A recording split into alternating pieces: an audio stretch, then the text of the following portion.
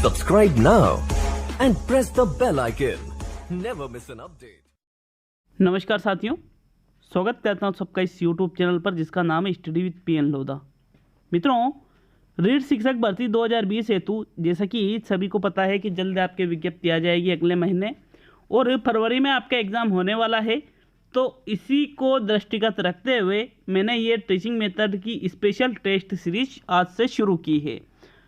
देखिए, रीट 2021 के नवीन पैटर्न पर आधारित इस टेस्ट सीरीज में आपको इतने शानदार क्वेश्चन मिलने वाले हैं। आप अभी देख लीजिएगा कि किस प्रकार के आपके क्वेश्चन बनने हैं यहाँ पर और किस प्रकार से आपके रीट एग्जाम में क्वेश्चन आ सकते हैं। सभी तरह के क्वेश्चन मैंने सम्मिलित किए हैं। आप लेवल 1 से हो, लेवल 2 से हो, साइंस मैथ से हो या एसएसटी से हो, सभी के लिए ये बेहद उपयोगी साबित होने वाला है साथियों। तो चलिए वीडियो को शुरू करते हैं। लाइक शेयर करना नहीं भूले, अच्छा लगता है तो, नहीं तो कोई बात नहीं साथियों। आपके प्रथम प्रश्न आता है साथियों। देखिए, प्रथम प्रश्न, रचनात्मक मूल्यांकन का उद्देश्य नहीं है। देखिए, मूल्यांकन कितने प्रकार का होता है? 2 प्रकार का। एक तो होता है रचनात्मक और एक होता है योगात्मक। सेमेटिव और फॉर्मेटिव, नाम अच्छी तरह से आपने सुन रखा होगा। तो जो रचनात्मक मूल्यांकन है इसका कौन सा उद्देश्य नहीं है आपको ये बताना है साथियों। 4 विकल्प आपके सामने हैं। देखिए, संपूर्ण प्रगति का संकलन जानने हेतु छात्रों के कौशलों का आकलन करना, छात्रों में भय को समाप्त करना और छात्रों में विचारों को व्यक्त करने की क्षमता विकसित करना। तो मित्रों, यहाँ पर देखिए, रचनात्मक मूल्यांकन का जो उद्देश्य नहीं है वो बताना है आपको। मित्रों, राइट आंसर है संपूर्ण प्रगति का संकलन जानने हैं। तो देखिए, ये उद्देश्य होता है योगात्मक आकलन का। किसका होता है साथियों? योगात्मक जो मूल्यांकन किया जाता है उसका ये उद्देश्य होता है। बाकी रचनात्मक का ऐसा कोई उद्देश्य नहीं होता है। देखिए, यहाँ पर आपके दूसरा, तीसरा और जो चौथा कथन है ये रचनात्मक मूल्यांकन के उद्देश्यों में आ जाता है कि छात्रों के जो कौशल है उनका आकलन भी इससे किया जाता है, छात्रों के भय को भी समाप्त किया जाता है और छात्रों में अपने विचारों को व्यक्त करने की क्षमता भी विकसित की जाती है। लेकिन संपूर्ण प्रगति का संकलन साथियों किसके द्वारा किया जाता है? योगात्मक मूल्यांकन के द्वारा। अतः आपका यहाँ पर प्रथम विकल्प सही है। नेक्स्ट प्रश्न नंबर 2 देखेंगे मित्रों। बहुत ही इंपॉर्टेंट क्वेश्चन, एक एक क्वेश्चन बहुत ही इंपॉर्टेंट मेरे खुद के द्वारा बनाए गए क्वेश्चन है। सीसीई सतत एवं समग्र मूल्यांकन के तहत यदि कोई छात्र किसी अन्य छात्र से परीक्षा भवन में उत्तर पूछने का प्रयास करता है एवं उक्त छात्र उत्तर बता देता है तो पूछने वाले के 10% व बताने वाले के कितने प्रतिशत अंक प्राप्तांक में से कम कर दिए जाते हैं? 8%, 10%, 15% और 5%। तो देखिए, मैं पहले कह चुका हूं कि क्वेश्चन लाजवाब है। ऐसा हो ही नहीं सकता कि आपको क्वेश्चन अच्छे नहीं लगे, और अगर अच्छे नहीं लगे तो भैया फिर कोई बात नहीं, फिर जो अच्छे लगे वही देख लेना। लेकिन देखिए, प्रश्न क्या पूछ रहा है कि सीसीई के तहत पूछ रहा है आपसे ये प्रश्न। कोई छात्र है, एग्जाम देने गया और उसने किसी से प्रश्न पूछा और उसको उत्तर भी बता दिया। तो जो पूछने वाले हैं उसके प्राप्तांक में से 10% काट दिए जाते हैं, लेकिन जो बताने वाला होता है उसके 5% अंक कम कर दिए जाते हैं। कितने परसेंट? 5%। अतः आपका जो चौथा विकल्प है वो सही रहेगा। नेक्स्ट प्रश्न नंबर 3 देखेंगे साथियों। तीसरा प्रश्न है, सादृश्य अनुक्रिया प्रश्नों का संबंध किससे है? गुणात्मक विधियों से, प्रायोगिक विधियों से, वस्तुनिष्ठ विधियों से या इनमें से सभी? तो मैंने पहले ही कह दिया था कि इम्पोर्टेंट स्पेशल क्वेश्चन देखने को मिलेंगे मित्रों। और जो आपकी रीड भर्ती में ये 4 चांद ऐसे ही लगते हैं, ये तैयारी में 4 चांद कैसे लगते हैं? जब आपके सामने बेस्ट चीज़ आती है। तो राइट आंसर इसका है साथियों, वस्तुनिष्ठ विधियों से सादृश्य अनुक्रिया जो प्रश्न है इनका संबंध होता है। देखिए, ये जो सादृश्य अनुक्रिया प्रश्न है ये एक तो होता है आपके मुख्य रूप से जो प्रश्न होते हैं वो मुख्य रूप से 2 प्रकार के होते हैं। एक तो होते हैं गुणात्मक रूप से जो प्रश्न पूछे जाते हैं, गुणात्मक मूल्यांकन जिसका किया जाता है, और एक होता है आंकिक मूल्यांकन करने वाले प्रश्न। तो आंकिक में भी आपके वस्तुनिष्ठ जो विधियां हैं उसके अंतर्गत प्रत्यय स्मरण, प्रत्यभिज्ञान के अंतर्गत आता है साथियों ये। तो जो सादृश्य अनुक्रिया प्रश्नों का संबंध है ये वस्तुनिष्ठ के अंतर्गत भी। भाई आंकिक किसका भेद है? वस्तुनिष्ठ किसका भेद है? आंकिक का। और वस्तुनिष्ठ का भेद सादृश्य अनुक्रिया में किसके अंतर्गत आता है साथियों? प्रत्याभिज्ञान के अंतर्गत आता है। अतः आपका तीसरा विकल्प यहाँ पर सही रहेगा प्रश्न 3 में। नेक्स्ट प्रश्न नंबर 4 मित्रों, चौथा प्रश्न है मापन एवं मूल्यांकन एक दूसरे के हैं, पूरक है, विरोधी है, समान है और उपरोक्त सभी। तो साथियों जो मापन और मूल्यांकन है ये एक दूसरे के न तो विरोधी है और न सभी यहाँ पर आएगा, न समान, क्या है, एक दूसरे के पूरक है। प्रथम विकल्प आपका यहाँ पर सही रहेगा। मापन एवं मूल्यांकन को क्या माना जाता है? एक दूसरे का पूरक माना जाता है साथियों। नेक्स्ट प्रश्न नंबर 5 देखेंगे, किसी प्रश्न पत्र में शामिल सभी प्रश्न बहुत ही सरल है या बहुत ही कठिन है तो ऐसे मूल्यांकन में कमी होती है, विभेदकता की, मानकता की, व्यवहारिकता की और स्पष्टता की। तो साथियों राइट आंसर बताइए प्रश्न नंबर 5 में कौन सा आंसर सही रहेगा? देखिए इसका सही आंसर है मानकता। आपके मन में विभेदकता भी हो सकता है, व्यवहारिकता भी हो सकता है, स्पष्टता। आपको लगता है कि इसका सही आंसर पहला है, तीसरा है, चौथा है, तो आपको गलत लगता है। इसका राइट आंसर कौन सा है साथियों? दूसरा विकल्प। मानकता का मतलब क्या होता है कि जो एग्जाम लिया जाता है उसमें जो प्रश्न बनाए जाते हैं उनका एक निश्चित अनुपात होता है कि जैसे सरल प्रश्न दिए जाते हैं, फिर उसके बाद में कुछ प्रश्न सामान्य दिए जाते हैं। जैसे सरल प्रश्न 1:3:1 में आपका पेपर बनता है कि 100 में से आपके 20 प्रश्न तो सरल, 60 प्रश्न है सामान्य और फिर 20 प्रश्न कठिन दिए जाते हैं। तो या तो सारे सरल दे दिए, सारे कठिन दे दिए, तो मतलब उसमें मानकता संबंधी दोष है। और अगर इसको कोई झूठला दे तो फिर यूँ मान के चलिए मैं पढ़ाना ही छोड़ दूँ। इसका सेकंड ही विकल्प सही है साथियों प्रश्न 5 में। नेक्स्ट प्रश्न नंबर 6 देखेंगे मित्रों, आपके 6ठा प्रश्न है। अगर समझ में नहीं आ रहा है तो वीडियो बना रखा है मूल्यांकन के ऊपर, जाकर के देख लेना साथियों, नहीं तो वापस वीडियो बना सकता हूँ। प्रश्न नंबर 6, नीलपत्र के उद्देश्यों में सम्मिलित नहीं है ज्ञानात्मक, भावात्मक, अवबोधात्मक और कौशलात्मक। मित्रों नीलपत्र के 4 उद्देश्य होते हैं। कितने उद्देश्य होते हैं? 4 उद्देश्य। लेकिन कौन सा नहीं होता है? देखिए नीलपत्र के 4 उद्देश्य होते हैं। पहला होता है आपके ज्ञानात्मक, दूसरा होता है आपके अवबोधात्मक, तीसरा होता है कौशलात्मक और चौथा होता है प्रयोगात्मक। लेकिन भावात्मक जैसा कोई उद्देश्य नीलपत्र में नहीं होता। मतलब कौन सा विकल्प सही है बताओ? राइट आंसर है साथियों भावात्मक। सेकंड विकल्प आपका इसमें सही है। नीलपत्र में भावात्मक उद्देश्य सम्मिलित नहीं होता है। प्रश्न नंबर 7 देखेंगे साथियों। मित्रों नेक्स्ट प्रश्न नंबर 7, मनुष्य के कितने हाथ हैं? उपरोक्त प्रश्न का संबंध है अवबोध से, प्रत्ययस्मरण से, प्रत्यभिज्ञान से और अभिवृत्ति से। तो साथियों मनुष्य के कितने हाथ हैं? इसका संबंध होता है प्रत्यभिज्ञान से। किससे है? प्रत्यभिज्ञान। मतलब जो देखने पर उत्तर आधारित हो उसको कहा जाता है प्रत्यभिज्ञान। क्या कहा जाता है उसको? प्रत्यभिज्ञान। प्रत्यय स्मरण में तो अपन याद करते हैं किसी चीज को। तो यहाँ पर आपका तीसरा विकल्प सही है। जैसे अपन कहेंगे कि राजस्थान की राजधानी क्या है, तो आपका आंसर रहेगा जयपुर। ऐसा तो नहीं है कि आप जयपुर देखने जाओगे। तो इसलिए इसका तीसरा विकल्प सही है साथियों प्रत्यभिज्ञान। प्रश्न नंबर 8 आता है मित्रों, हर्बर्ट की पंचपदी प्रणाली का दोष नहीं है। क्या है क्वेश्चन? दोष नहीं है।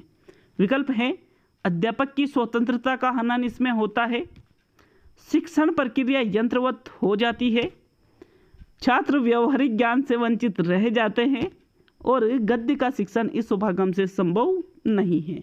तो मित्रों राइट आंसर बताइए इसका। प्रश्न नंबर 8 में हर्बर्ट की जो पंचपदी प्रणाली जो दैनिक पाठ योजना के निर्माण हेतु इन्होंने प्रस्तुत की थी उसका दोष कौन सा नहीं है? साथियों इसका जो राइट आंसर रहेगा वो रहेगा आपका चौथा विकल्प, गद्य का शिक्षण इस उपागम से संभव नहीं है। भाई गद्य का ही नहीं होगा तो किसका होगा? हाँ पद्य का इस जो शिक्षण है वो इस उपागम से संभव नहीं होता है, लेकिन गद्य का तो मेन है, गद्य के लिए ही तो ये बनाई गई है, इसलिए ये इसका दोष नहीं है साथियों। यहाँ पर आपका चौथा विकल्प सही है प्रश्न संख्या 8 में। नेक्स्ट प्रश्न नंबर 9 देखेंगे। आपके 9वां क्वेश्चन है मित्रों, प्रक्षेपण के आधार पर प्रक्षेपी सामग्री में सम्मिलित नहीं है। एडुसेट, फिल्म पट्टिका, अबेकस और एपिडाइस्कोप। ये थोड़ा मिसप्रिंट है। मित्रों प्रक्षेपण के आधार पर कौन सी प्रक्षेपी सामग्री नहीं है? राइट आंसर बताइए साथियों। एडुसेट, फिल्म पट्टिका, अबेकस और एबिटाइस्कोप। निकल गया बाउंसर। इसका राइट आंसर है तीसरा विकल्प अबेकस। कौन सा राइट आंसर है साथियों? अबेकस, तीसरा विकल्प। ये कोई प्रक्षेपी सामग्री नहीं है, ये एक दृश्य सामग्री है साथियों। किसी सामग्री है? दृश्य। एडुसेट एक सैटेलाइट है। क्या है? एक सैटेलाइट। तीसरा विकल्प यहाँ पर सही है प्रश्न नंबर 9 में। नेक्स्ट प्रश्न नंबर 10 देखेंगे मित्रों। प्रश्न नंबर 10 है, शामपट्ट के संबंध में सत्य कथन नहीं है। शामपट्ट, ब्लैक बोर्ड इसको कहा जाता है। इसको अध्यापक का दायां हाथ और सबसे अच्छा मित्र कहते हैं। ये तो मुझे सही लग रहा है। अध्यापक को शामपट्ट के बाएं ओर खड़े होना चाहिए। बाएं ओर मतलब उल्टी साइड पे। शामपट्ट को बाएं हाथ से ऊपर से नीचे की ओर साफ करना चाहिए। बायां हाथ मतलब समझ गए आप। शामपट्ट पर लिखते समय अध्यापक एवं शामपट्ट के मध्य 90 डिग्री का कोण होना चाहिए। राइट आंसर बताइए, कौन सा कथन सत्य नहीं है? मित्रों राइट आंसर है प्रथम विकल्प, दूसरा विकल्प, तीसरा विकल्प आपका गलत आंसर है। राइट आंसर है आपका चौथा विकल्प। देखिए ये जो चौथा विकल्प है ये सत्य कथन नहीं है। क्यों? क्योंकि जो शामपट्ट पर अध्यापक लिखता है वो अध्यापक और शामपट्ट के बीच में जो कोण बनेगा वो 90 का नहीं, वो 45 डिग्री का बनेगा। कितने का बनेगा? 45 डिग्री। आपका चौथा विकल्प सही है साथियों प्रश्न 10 में। बाकी प्रथम, दूसरा, तीसरा कथन सत्य है और यहाँ सत्य पूछा था या सत्य असत्य पूछा था, इसलिए चौथा विकल्प। प्रश्न 11 देखेंगे मित्रों। किस शैक्षिक चैनल को एकलव्य के नाम से जाना जाता है? एकलव्य के नाम से। इंपॉर्टेंट क्वेश्चन है, ढूंढ के ला रहा हूँ, जहां मिलते हैं वहां से। डीडी नेशनल, ज्ञान दर्शन सेकंड और आकाशवाणी केंद्र। बताइए राइट आंसर प्रश्न नंबर 11 में। मित्रों अगर आपने बताया है तीसरा विकल्प तो आप बिल्कुल सही हो। तीसरा विकल्प ही सही इसका राइट आंसर है। देखिए ज्ञान दर्शन भारत का सर्वश्रेष्ठ शैक्षिक चैनल है, लेकिन एकलव्य के नाम से ज्ञान दर्शन सेकंड या 2 को जाना जाता है। आपका तीसरा विकल्प सही रहेगा प्रश्न 11 में। अगला प्रश्न देखेंगे मित्रों, प्रश्न नंबर 12। 12वां प्रश्न है, हो सकता है बिल्कुल समझ में नहीं आए, आप बिल्कुल इसको गलत कर दो, लेकिन फिर भी समझकर सही करने की पूरी कोशिश करना और कमेंट करके जरूर जाए कि कितने क्वेश्चन सही हुए हैं। लाइक शेयर करना नहीं भूले साथियों। प्रश्न 12, एनसीईआरटी ने 1963 में सहायक सामग्री के वर्गीकरण के अनुसार सही सुमेलित नहीं है। कि जो एनसीईआरटी ने 1963 में सहायक सामग्री का जो वर्गीकरण किया था तो उसके अनुसार कौन सा सही नहीं है? आभासी वस्तु, आभासी मॉडल और पदार्थ, ये त्रिआयामी सामग्री है। चित्र, मानचित्र, ग्राफ, समाचार पत्र, ये चित्रात्मक सामग्री है। भ्रमण, नाटक, कठपुतली, रंगमंच, ये दृश्य श्रव्य सामग्री है। वीडियो, डीवीडी, बाइस्कोप, ये प्रक्षेपी सामग्री है। तो साथियों देखिए राइट आंसर क्या रहेगा साथियों प्रश्न नंबर 12 में, कौन सा सही सुमेलित नहीं है? देखिए जो आभासी वस्तु होती है, आभासी मॉडल होते हैं, पदार्थ होते हैं, ये 3D डायमेंशनल कहलाते हैं, मतलब त्रिआयामी सामग्री कहलाती है। जो चित्र होते हैं, मानचित्र होते हैं, ग्राफ होते हैं, समाचार पत्र होते हैं, इनको चित्रात्मक सामग्री ही कहा जाता है। और जो भ्रमण है, नाटक है, कठपुतली है, रंगमंच है, इनको दृश्य श्रव्य सामग्री न कहकर इनको एनसीईआरटी ने कहा है क्रियात्मक सामग्री। क्या कहा है इसको? क्रियात्मक सामग्री, क्योंकि इनमें क्रिया की जाती है। अतः आपका यहाँ पर तीसरा विकल्प सही है, ये सही सुमेलित नहीं है। साथियों वीडियो, डीवीडी, बाइस्कोप, ये प्रक्षेपी सामग्री में आती है। अतः आपका तीसरा विकल्प इसमें राइट रहेगा, बिल्कुल कंफर्म। प्रश्न है 13 देखेंगे साथियों। 13वां क्वेश्चन है, शिक्षण के स्तरों में रटने पर जोर किसने दिया है? जेफ, हर्बर्ट, मॉरिसन और इनमें से कोई नहीं। तो जो शिक्षण के 3 स्तर है साथियों, जिसमें रटना, समझना और करके सीखना ऐसे कुछ होता है। तो जो रटने पर बल देने वाले हैं या जोर देने वाले हैं वो है आपके JF Herbert, John Frederick Herbert. प्रथम विकल्प आपका इसमें सही रहेगा प्रश्न संख्या 13 में। अगला प्रश्न 14 देखेंगे। प्रयोजना विधि का अंतिम सोपान है मूल्यांकन करना, क्रियान्वयन करना, आलेखन करना और समस्या का चयन। तो साथियों राइट आंसर देखिए, अंतिम सोपान पूछे है, सबसे पीछे क्या किया जाता है? तो सबसे बाद में किया जाता है आलेखन, जिसको कहा जाता है लेखा जोखा। मतलब जो अपन लिखते हैं सब कुछ करने के बाद में कि हाँ हमने ये किया, वो किया, और वो ये, तो ये कहा जाता है आलेखन। साथियों देखिए क्रियान्वयन तो मतलब अपन जब योजना बनाते हैं तो उसके बारे में जब क्रिया करते हैं वो क्रियान्वयन। मूल्यांकन कि हमने जो किया है वो कितना सही किया है, कितना गलत किया है, वो मूल्यांकन। और जो सब बाद में एंट्री की जाती है सब चीज़ की, तो उसको ही आलेखन कहते हैं। और इसका प्रथम चरण कहलाता है साथियों परिस्थिति उत्पन्न करना। सबसे पहले इसमें क्या किया जाता है? परिस्थिति उत्पन्न की जाती है। अतः आपका तीसरा विकल्प सही है प्रश्न 14 में। नेक्स्ट प्रश्न नंबर 15। प्राथमिक स्तर पर सामाजिक अध्ययन शिक्षण की सर्वश्रेष्ठ विधि है? व्याख्यान विधि, भ्रमण विधि, कहानी विधि, प्रायोगिक विधि। मैं आपको बता दूं व्याख्यान तो आप बाहर ही निकाल दो, ये गलत करना था ना। तो सामाजिक अध्ययन प्राथमिक स्तर की बात की जा रही है। तो मित्रों प्रायोगिक विधि प्राथमिक स्तर पर प्रयोग तो बच्चे भी नहीं कर सकते। दो विकल्प बच रहे, भ्रमण और कहानी। राइट आंसर है कहानी विधि। क्यों? क्योंकि छोटे बच्चों को हर चीज के लिए आप भ्रमण पर तो ले जा नहीं सकते हो, इसलिए ये विकल्प यहाँ पर गलत हो जाता है। तीसरा ही विकल्प हमेशा आपका सही रहेगा एग्जाम में भी। नेक्स्ट प्रश्न नंबर 16 देखते हैं साथियों। एक बार देखना 100 बार सुनने से अधिक उपयोगी है के सिद्धांत पर आधारित कौन सी विधि है? कि एक बार देख लो और 100 बार सुन लो, लेकिन एक बार देखना बहुत अच्छा होता है 100 बार सुनने से। सूक्ष्म शिक्षण, प्रयोगशाला, भूमिका निर्वाह और क्षेत्रीय पर्यटन। राइट आंसर बताइए साथियों प्रश्न नंबर 16 में।